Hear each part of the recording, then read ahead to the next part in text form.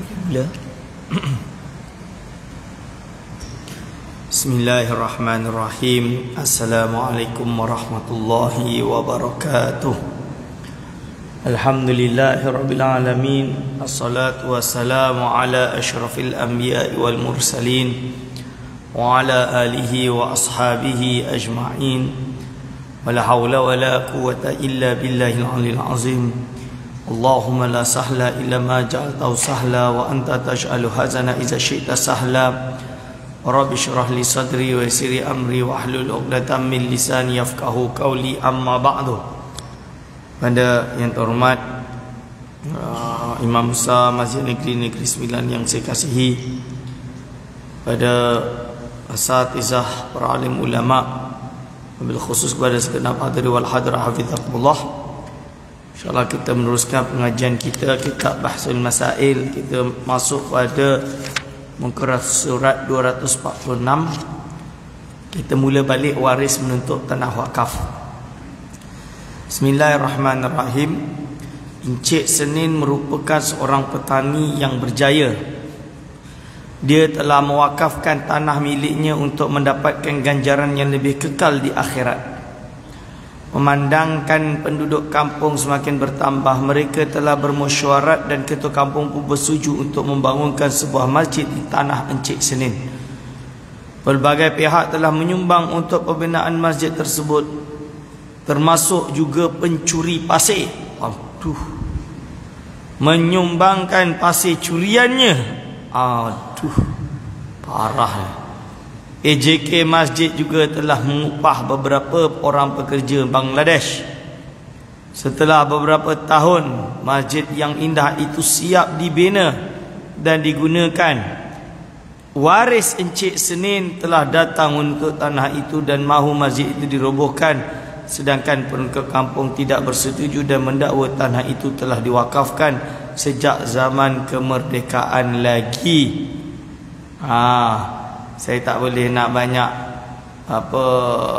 banyak ceramah, sebab yang pertemuan yang lalu dah panjang saya cerita bahayanya orang minggu lepas orang yang menuntut tanah wakaf tu.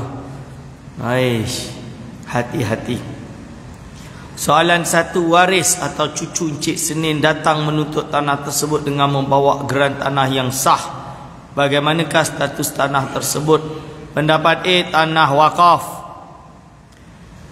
Dia kata kat sini ibarat dia daripada Nihayatuz Zain wa syurita lahu, dan disyaratkan bagi al-waqfi, iaitu bagi wakaf, ta'bidun, bersifat selamanya.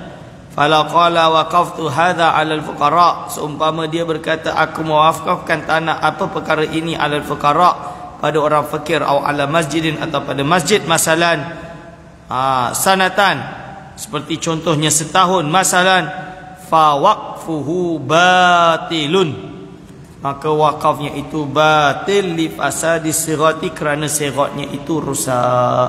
Kenapa sirat itu rusak? Idh wada'ahu ala ta'bid sawa'un fi dhalika tawilil muddati wa qasiriha. Idh wada'ahu ala ta'bid, kerana tempat wakaf itu bersifat takbid. Sama ada panjang atau pendek riwayat tanah wakaf itu nanti, na'am in ashbaha at-ta'kid at-tahrik, dia tak ya. Okey, maksud dia apa? Kerana sirat tersebut ala ta'bid, betul lah ala ta'bid. Maksud dia sirat tersebut dia kena ala ta'bid. Tapi kalau dia tidak ala ta'bid, contohnya dia taukidkan selama setahun, maka batallah kerana batalnya sirat. Itu maksud dia. Okey. Tapi kalau dia meletakkannya ada taukid, ada takkid. Takkid itu adalah diberi waktu, la'ala sawab, ni salah ibarat dia, macam saya sebut baru ni pada minggu lepas. Yang type ibarat ni adalah budak-budak. Kadang-kadang budak tu dia salah type, kadang-kadang Syamilah yang salah.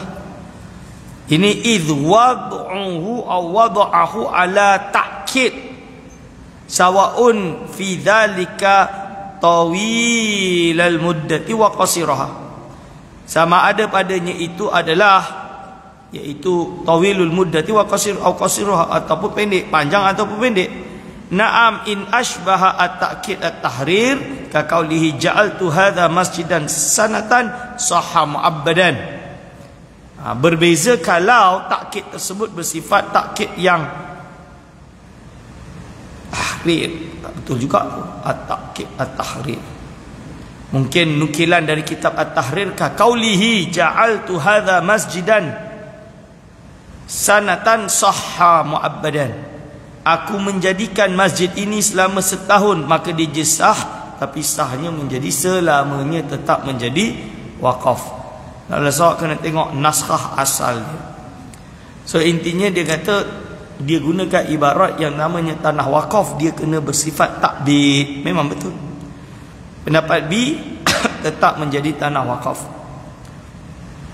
Bughiyatul Mustarsyidin, cuma pendapat ibarat ini kurang tepat. Dia nak membahas tentang status tanah apabila ada orang datang, waris datang bawa geran tanah, macam yang terjadi di Pulau Pinang.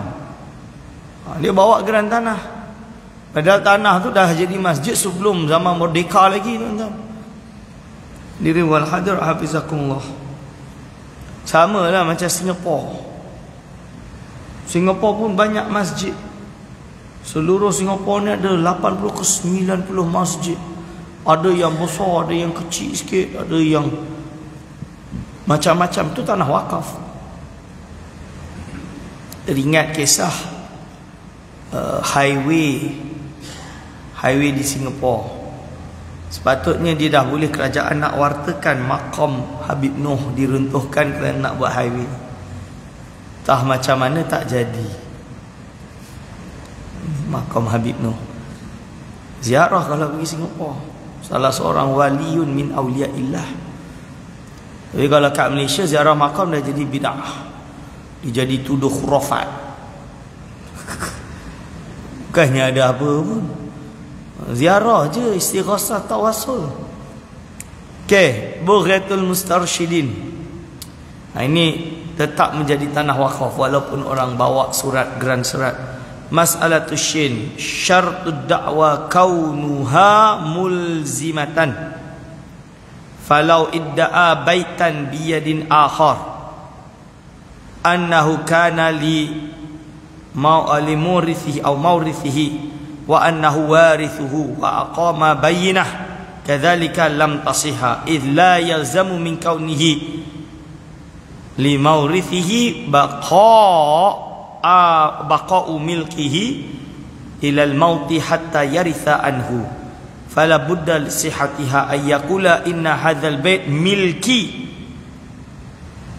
warastuhu min fulanin wa khasmi yamna'uni minhu wa yuqimul bayyinah ala wifqil maqalihi fayuhkamu lahu bihi ma lam yakum dzul yadi bayyinah bil milki wa illa rujjihat al bayyinah.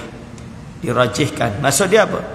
Isyaratkan pendakwaan adanya itu mulzimah, dia satu perkara yang dapat, mulzimatan itu dapat memberi kelaziman.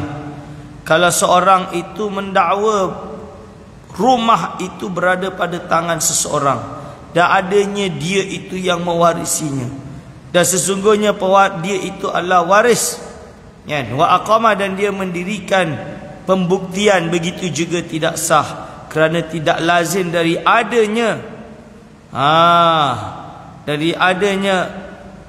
orang itu adalah pewarisnya selagi masih kekal kepemilikannya kepada ilal mauti, kepada mayit, hatta yaritha anhu, sehingga dia dapat mewariskan daripadanya. Fala budda li sihhatiha, maka mestilah untuk sah dia, untuk dia berkata rumah ini adalah milik aku dan aku mewarisinya dari fulan, akan tapi lawan aku ini melarang aku untuk mengambilnya. Okey, faham. Jadi kes yang pertama, ada rumah ni milik orang lain atau berada pada tangan orang lain. Dia datang, dia kata, oh rumah ni milik aku. Kenapa? aku kan pewaris kepada orang ini yang dah meninggal. Kan contoh dia. Alah. Lepas tu apa bukti dia? Ini bukti dia. Kenapa ni tak dekat engkau? Dia dah jadi milik dia. Mana boleh kau ngaku ini tanah fulan tu dia milik kepada engkau? Tak boleh. Yang boleh, kalau dia kata ini rumah aku, kenapa ni rumah kau pula? Kerana aku mewarisinya. Aku memang dapat rumah ni, tapi aku tak dapat warisan aku kerana dia ni melarang aku ambil. Ini bukti dia, baru betul. Kan? Kes ni, kes yang ada di kes ini, masjid tu dah jadi masjid. Zahir dia adalah annahu masjid. Idza ta'arada bainal asli wa zahir, kalau berlaku percanggahan antara asal dan zahir, maka dimenangkan zahir. Zahirnya masjid itu dah dibina dah lama. Macam mana pula engkau kata itu milik engkau dengan kau bawa bukti geran tanah? Geran tanah tersebut tidak memiliki makna apa-apa kerana kemungkinan orang yang mati tersebut telah mewakafkan. Dan geran tanah itu dibiarkan macam tu. Ni dia tak boleh terus dia mengaku. Ibarat ni insya-Allah betul. Pendapat C, kekal menjadi tanah wakaf. Hasya i'anat talibin linahwi jihati ammah muta'alliqun bi kullin minal wasiyati wal waqfi wa ibaratu rawdah wa syarhuhu wa fil wasiyati wal waqfi idza ammat jihatuhuma wala akharat al jihah al amah fayadkhulu nahwa ma afta bihi al Baghawi min annahu law waqafa daran ala auladihi summa ala al fuqara'i fastawla 'alayha wa warasathu wa tamallakuha fa syahida syahidani hizbatan qabla inqiradi auladihi bi waqfiyatiha qubilat, diterima syahadatuhuma li anna akhirahu waqfun 'alal fuqara la in khassa jihatahuma fala tuqbal fihima li ta'alluqihima bi khududhin khasatin. Dan ini membahas tentang adanya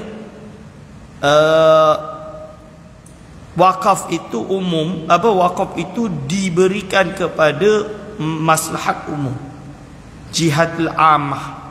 Jihad ammah itu adalah dibuat dengan tujuan untuk umum. Jadi contoh dia, ada orang dia kata, aku mewakafkan rumah ni kepada anakku, lalu kepada fuqara, lalu kepada orang fakir. Maka fastaula 'alaiha warasatuhu, maka ahli warisnya menguasai rumah tersebut. Wa tamallakuha, dan mereka memiliki rumah tersebut. Lalu datang dua saksi yang mana dia itu sebelum meninggalnya anak-anaknya, jadi apa, dia anggaplah, maksud dia bawa, dia kata tak, bahawa tanah ini adalah wakaf kepada fuqara, qubilat, maka diterima syahadahnya, dua persaksian tadi. Kerana yang akhir itulah dianggap wakaf kepada fuqara, itu yang dianggap. Ini hadirin wal hadirat hafizakumullah. Pendapat di tanah wakaf dalam matan Ghayatul Taqrib, wal waqfu jaizun bisalasati syara'ita. Wakaf itu harus dengan 3 syarat. Ayyakuna mimma yuntafa'u bihi ma'a baqa'i ainihi, adanya dari perkara yang dapat diambil manfaatnya beserta zatnya masih kekal. Sebab itu nasi tak boleh diwakafkan, sebab dah ngap habis. Contoh dia, tapi ni masjid misalnya kekal. Wa yakuna ala aslin mawjudin wa far'in la yanqati', dan dia mestilah pada asal yang wujud dan cabang yang tidak terputus. Wa alla yakuna fi mahdhurin, dan dia tidak boleh berada pada perkara yang diharamkan. Wa huwa ala ma syarrata al-waqifu min taqdimin aw ta'khirin aw taswiyatin aw tafdilin, iaitu dia adalah sesuai apa yang telah mensyaratkannya siapa al-waqif, orang yang mewakafkan, seperti mendahulukan, mengakhirkan, taswiyah wa tafdil ila akhirih. Jadi perjalanan, jadi maksud dia wakaf di sini iaitu dia mesti kekal kan, dengan niat dan perkara yang boleh, tu syarat-syarat dia. Dia ambil dari ibarat di situ. So penjelasan pembahasan ini, ibarat A, pendapat A dibangkang kerana ibarat itu menceritakan tentang syarat wakaf, sedangkan masalah di sini adalah ta'arud sama ada tanah itu wakaf atau harta warisan kerana ahli waris tidak mengetahui tanah tersebut diwakafkan. Pendapat B menjawab bahawa tidak ada beza sama ada ahli waris tahu atau tidak, kerana wakaf itu alat takbid, itu untuk selama-lamanya, itu yang pasti benar. Pendapat lalu dijawab kembali yang tidak ada beza itu jika setelah diputuskan bahawa tanah itu wakaf, sedangkan di sini belum lagi putusan tanah itu disebut wakaf. Maka kesimpulan dia, ibarat pendapat A dan D ditolak kerana ibarat yang ditampilkan mereka adalah berkenaan syarat wakaf, bukan ta'arud tentang status tanah. Berarti yang benar adalah B dan C, bahawa tanah itu tanah wakaf, keputusan kekal sebagai tanah wakaf, dan pembuktian dengan geran tanah tidak cukup untuk menukar status zahir masjid tersebut adalah wakaf. Kan? Referensi dia Bughiyah dengan Hasyiah I'anatul Talibin. Betul tak? Soalan 2. Adakah boleh menggunakan sumber yang haram untuk pembangunan masjid? Penduduk kampung tahu keadaan pencuri pasir tersebut tetapi tidak melarangnya. Ajib. Pendapat A tidak boleh kerana tidak cukup syarat mauquf. Dia kata tak boleh. Asyartul awwalu wa huwa ar-ruknu tsani wa huwa al-mauquf. Ayyakuna mimma yuntafa'u bih ainan muayyanan. Pertama syarat dia dia kena berupa perkara yang dapat diambil manfaat, ma'a baqa'i ainihi, serta zatnya masih ada, mamlukan lil waqifi, yang akan dimiliki oleh pewakaf, dalam keadaan dimiliki oleh pewakaf.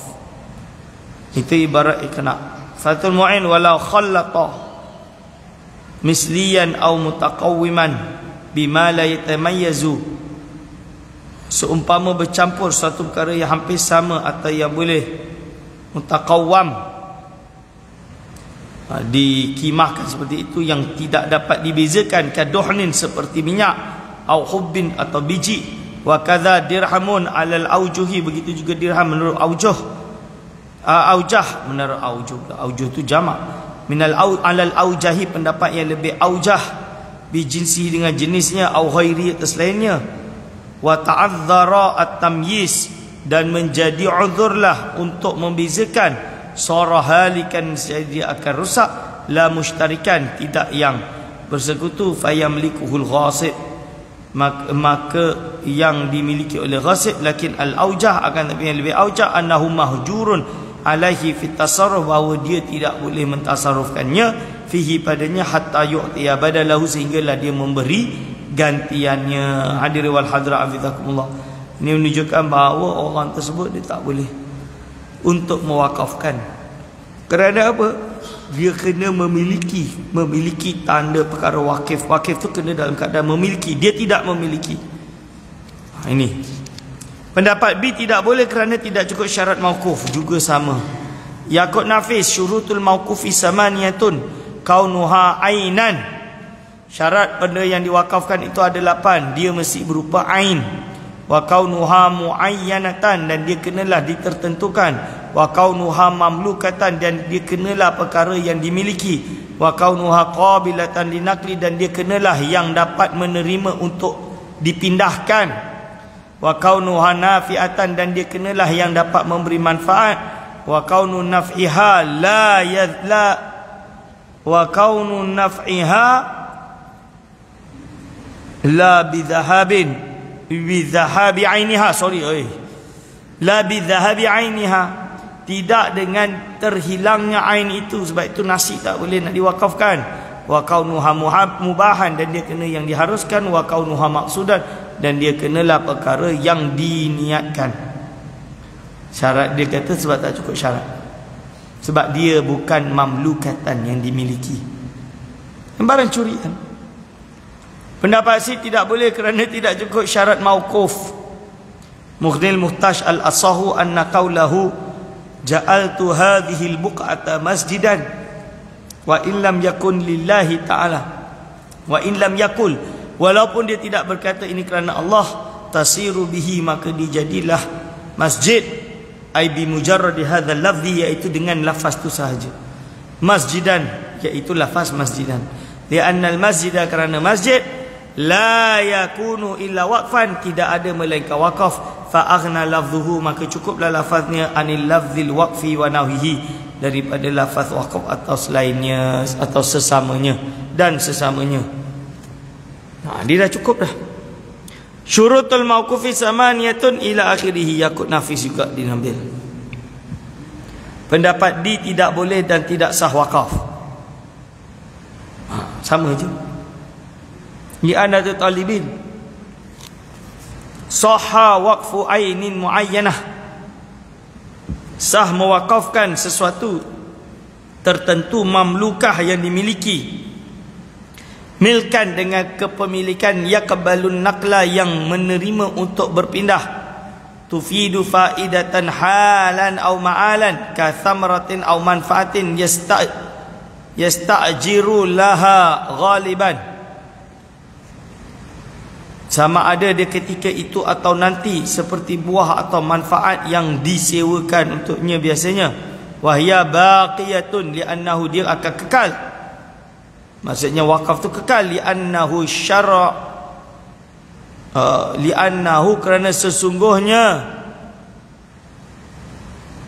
syara'a liyakuna sadaqatan jariyatan, dia melakukan itu supaya adanya, li'annahu syar'un, kerana dia adalah penetapan syarak. Tak jelas ibarat dia. Liyakuna sadaqatan jariyatan, supaya ia menjadi sebuah sedekah jariah. Wa dzalika ka waqfi syajarin, seperti perkara ini adalah seperti mewakafkan pokok, ila akhirih. Okey. Ibarat pendapat A berkenaan ghasab ditolak kerana ibarat tersebut menyatakan tentang ghasib, orang yang mengghasab milik barang yang dighasab setelah barang tersebut bercampur dengan barang miliknya sehingga tidak dapat dibezakan lagi. Sedangkan di sini pasir tersebut belum bercampur dengan apa-apa lagi. Keputusan tidak boleh kerana tidak cukup syarat. Hadirin wal hadir azizakumullah. Ini kata pendapat A kata tidak boleh, cuma ibarat dia yang ditolak, al-iqna'. Mungkin mamlukan lil waqif tadi yang dimaksud, wallahu alam. Referensi al-iqna' Yakut Nafis, Mughnil Muhtaj, I'anatut Talibin, semua kitab yang sama. Jadi benda curi tak boleh lah wakaf. Kalau orang rasuah banyak duit, macam mana? Boleh wakaf tak? Ingat lepas dia rasuah, tak apa saya wakaf, pahala mengalir. Lah, duit rasuah tak boleh Jangan ingat bila dah wakaf orang solat kat situ hilang dosa wakaf, dosa apa rasuah dia. Hadirin wal hadir afizakumullah. Kalau sampai nak melanggar syariat untuk jadi kaya, tak payahlah jadi kaya tu. Jadi hujah kepada kita di akhirat kelak. Mending dia tak ada harta tapi tak jadi hujah di akhirat kelak. Ini soalan ketiga. Pekerja Bangladesh berhak mendapat upah untuk mengikat batu-bata sahaja seperti dalam kontrak, tapi mereka mahu juga memotong kayu. Bolehkah pekerja itu mendapat upah memotong kayu setelah masjid siap dibina? Pendapat A, ada 4 pendapat, tapi untuk keluar daripada khilaf maka sunat diberikan. Imam Muzani wajib, Syekh Abu Ishaq tafsir. Jika disertai dengan perintah wajib, jika tidak disertai dengan perintah tidak wajib. Syekh Abu Abbas tafsir. Jika layak untuk mendapat upah di sisi pekerja wajib, jika tidak layak untuk mendapat upah di sisi pekerja tidak wajib. Al-madhhab tidak wajib. Ni. Lalu dia kata Bughyatul Mustarsyidin, khadama akhahu wa ra'a lahu ibilan wa lam yashtarit aw lam yushtarat lahu ujratun lam yastahiq syai'an wa in qala lahu al-akh ikhdimni hadha wal aula alla yukhliyahu min syai'in khurujan min al-khilaf. Naam in kana al-khadimu mahjuran alaihi lazimat lahu ujratul mithli mas mutlaqan.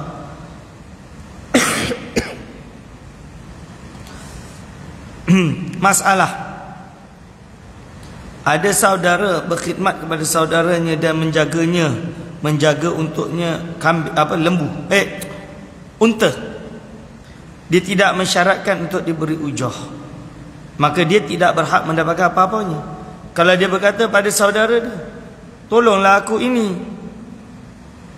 okey, lebih baik adalah dia untuk tidak meninggalkannya sesuatu pun, khurujan supaya keluar daripada khilaf, kan? Naam in kana al-khadimu mahjuran alaihi.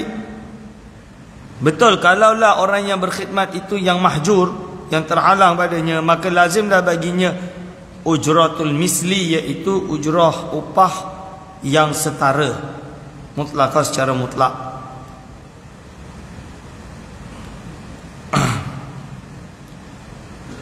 Jadi ini boleh ke Bangladesh itu mendapat upah potong kayu padahal itu tak ada dalam kontrak? Jadi kalau untuk keluar daripada khilaf, sunat diberikan. Al-khuruj minal khilaf mustahab. Bagi je lah.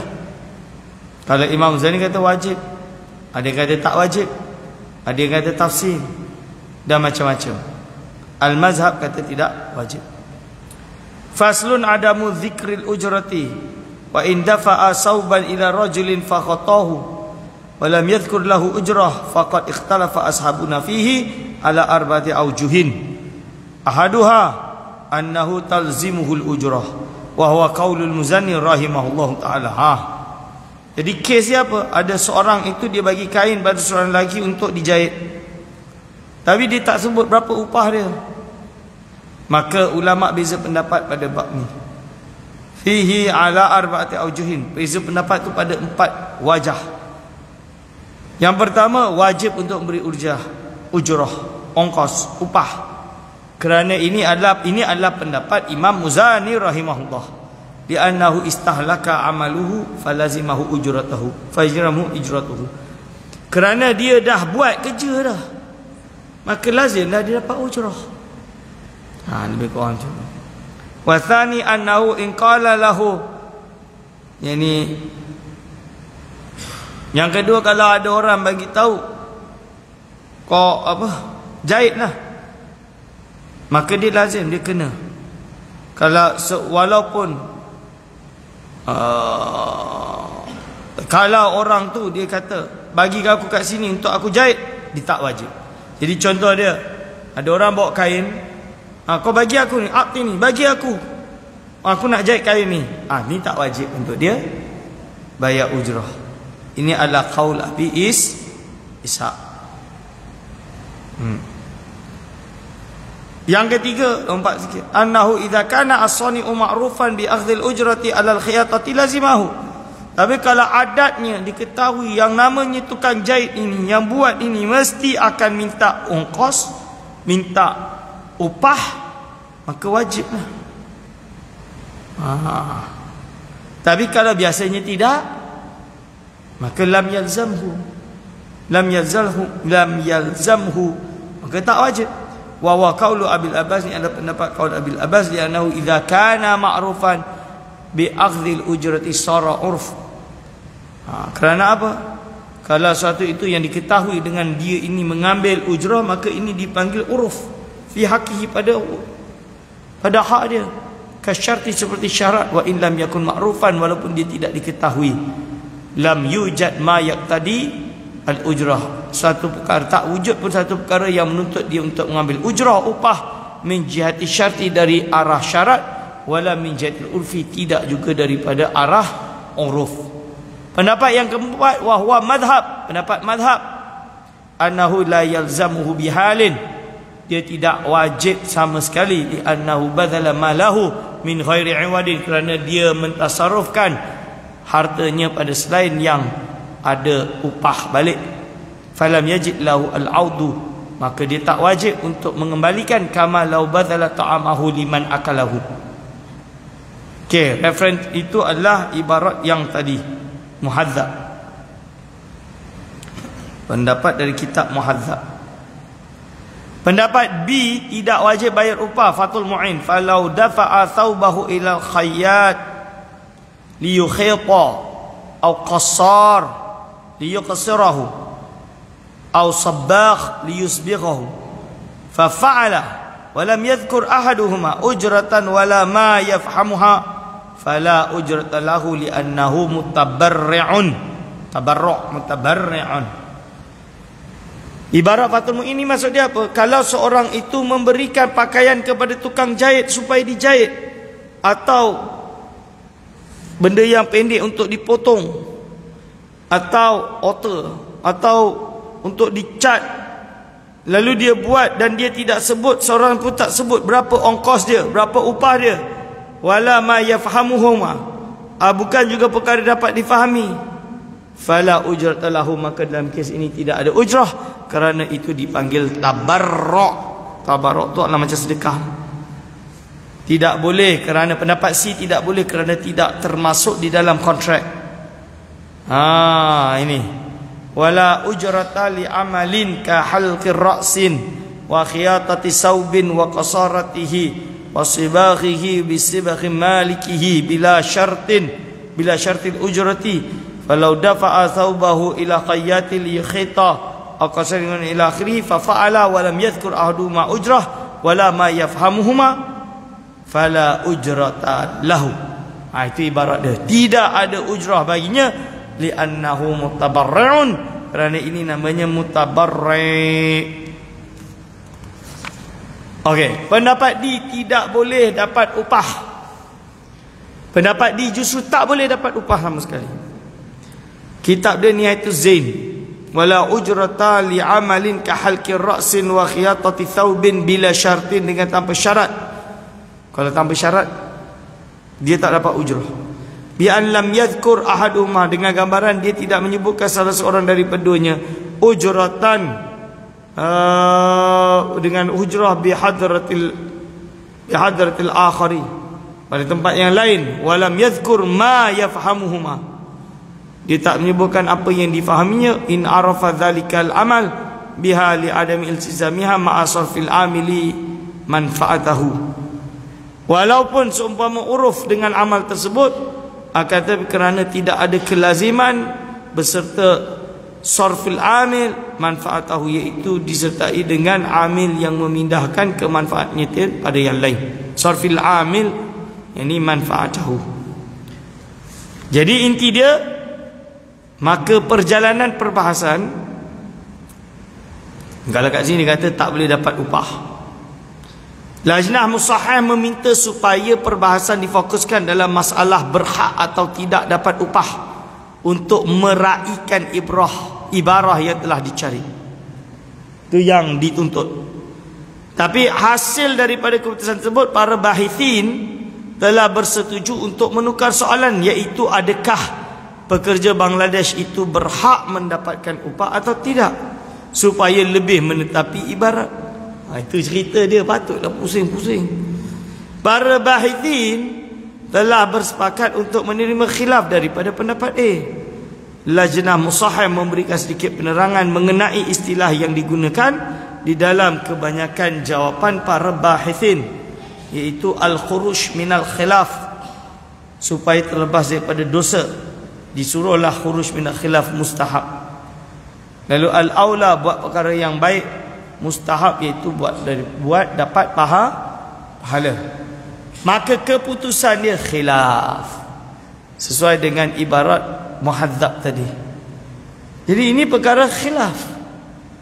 Hadirin wal hadirat hafizakumullah. Para bahagia telah sepakat untuk menerima khilaf daripada pendapat pendapat dia khilaf.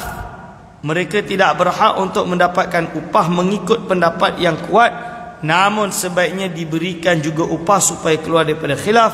Kerana menurut Imam Muzani wajib, Syekh Abu Ishaq tafsil, jika disertai dengan perintah wajib, jika tidak disertai dengan perintah tidak wajib. Syekh Abdul Abbas tafsil, jika layak untuk mendapatkan upah di sisi pekerja wajib, jika tidak layak untuk mendapat upah di sisi pekerja tidak wajib. Menurut pendapat Al-Muhadzab tidak wajib. Ini yang diambil oleh Dewan Perumus. Dan ini rujukan dia adalah dipakai ibarat daripada Bughyatul Mustarsyidin dan kitab Al-Muhadzab seperti yang telah diterangkan dan dibaca tadi. Hadirin wal hadirat hafizakumullah. Itu perbahasan tentang tanah wakaf. Sekarang kita masuk tentang membeli dompet kulit babi. Boleh pula beli dompet ada kulit babi.